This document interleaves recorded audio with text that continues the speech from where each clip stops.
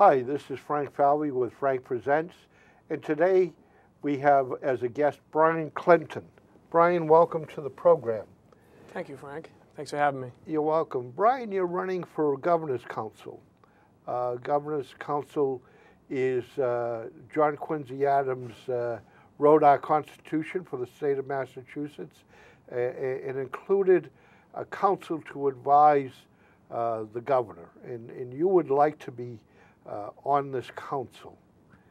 Yes, I would, very much so. And so you're running on the Democratic ticket in the Democratic primary for this seat. Yes, I am. I'm actually the Democratic primary on Thursday, September 6th, 2012. I'm hopeful to earn the support and confidence of the voters in the 2nd District, and move on to the final on Tuesday, November 6th. Brian, where did you grow up? I'm a lifelong resident of Hyde Park, Massachusetts. I still reside there with my wife and 2 daughters, Eve and Elizabeth. I have a young family, and I'm grateful for their support during this crazy campaign season thus far. We've only just begun. I grew up on 300 Hyde Park Avenue, which was called White City at the time.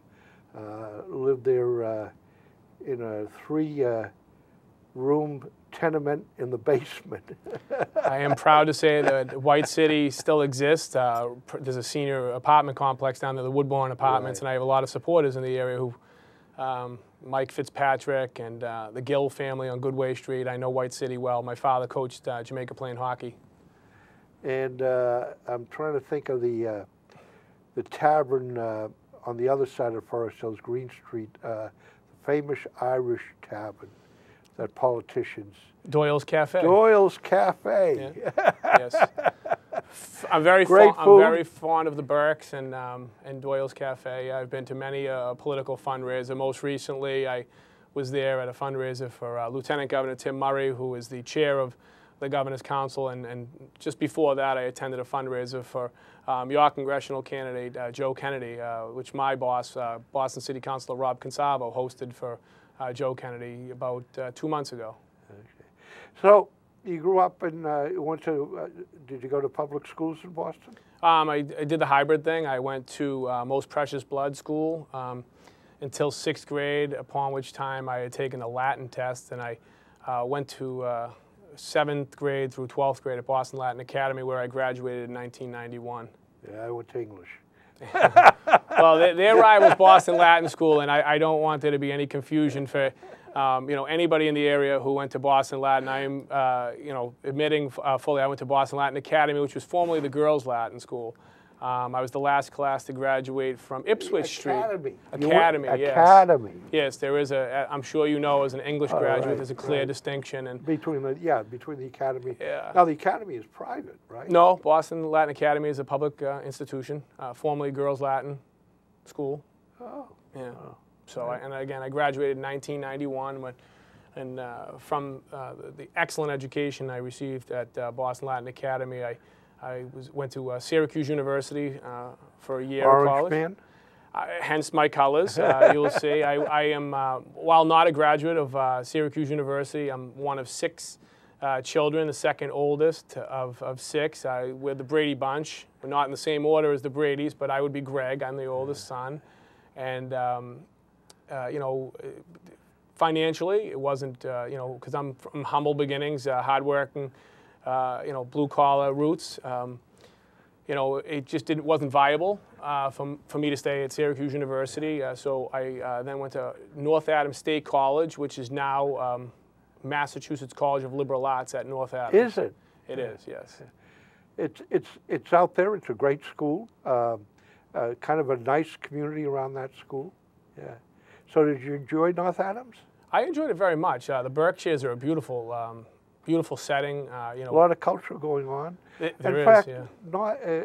Am I right? There's a great art museum there. Mass MoCA, which was in its formative days back when I was at North Adams. I graduated in the spring of 1995. I believe it was shortly thereafter that Mass MoCA opened.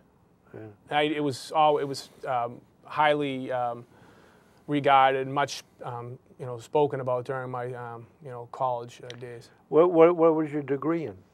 English communications. I was a journalism major. So it's nice to be here on public access television, kind of where my educational roots were, not necessarily in broadcast journalism, but I wanted to do more of the print thing.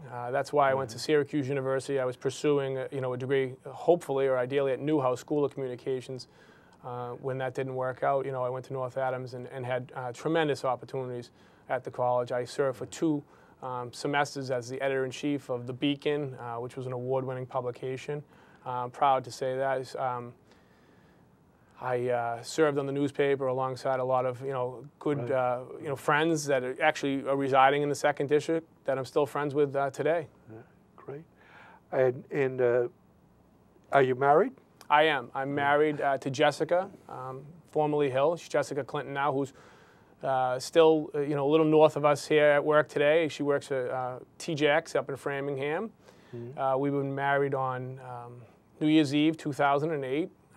If anybody remembers New Year's Eve 2008, it was not the most enjoyable weather. It was we ended up with a blizzard that afternoon, but in the spirit of perseverance, we soldiered through, and we only had 2 guests not be able to make our wedding, which was an amazing feat.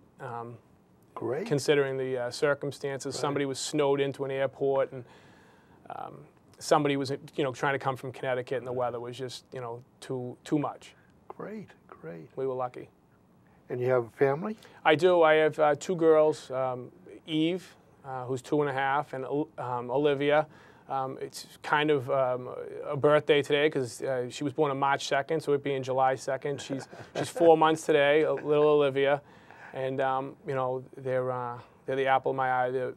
It's to be a father is one of the things that actually got me into this race. I think when you have children, what it adds to your life, and it just really brings your life into perspective. And me being in public service for as long as I had been, I just really said, it just dawned on me that I could do more for the Commonwealth, more for the voters, and just continue on, a career path of public service. What do you do for work now? Presently, I'm employed by Boston City Councilor Rob Consavo. I'm his chief of staff. In fact, this month will be 10 years that I've served as Councilor Consavo's chief of staff. Prior to working for Councilor Consavo in the Boston... I hear the president goes through a number of chiefs of staff, so you might have a future someday. True. I mean, I've been building a resume, I think, of public service from which to run, and I think that that's something that distinguishes me in this race, that, I have so much, I think, a good, strong foundation in public service. Prior to working for the councilor, I served for 5 years under Mayor Tom Menino as his neighborhood services coordinator in the communities of Hyde Park and Roslindale. But my professional development, I've been involved in a lot of community organizations, nonprofits, and different boards in a variety of capacities. What was your duties as a community neighborhood liaison with the mayor? In a nutshell, layman's terms, they refer to you as the eyes and ears of the mayor. So it required a lot of work in terms of community meetings, in the evening, early mornings, late nights. Basically, attending, the neighborhood association meetings and reporting that information back to the mayor. And then, various other,